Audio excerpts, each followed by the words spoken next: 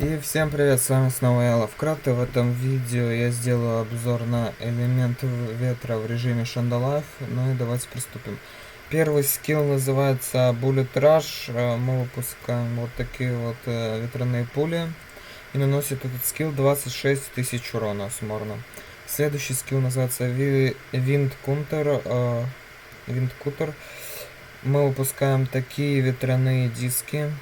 И наносит этот скилл 31 218 урона. Следующий скилл называется Blast.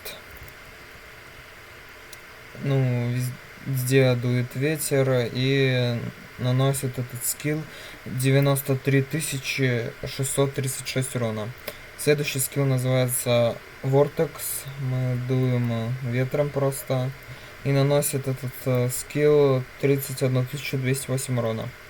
Следующий скилл называется Palm Blast или же Rasengan. Мы ускоряемся и наносит этот скилл 29 136 урона. Также этот скилл можно использовать как просто ускорение.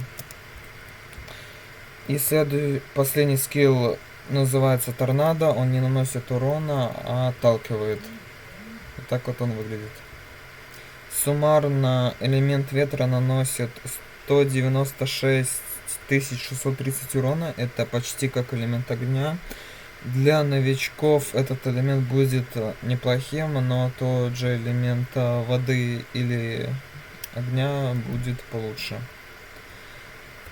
И на этом я буду заканчивать. Всем спасибо за просмотр. Подписывайтесь на канал, ставьте лайки. Всем удачи и всем пока.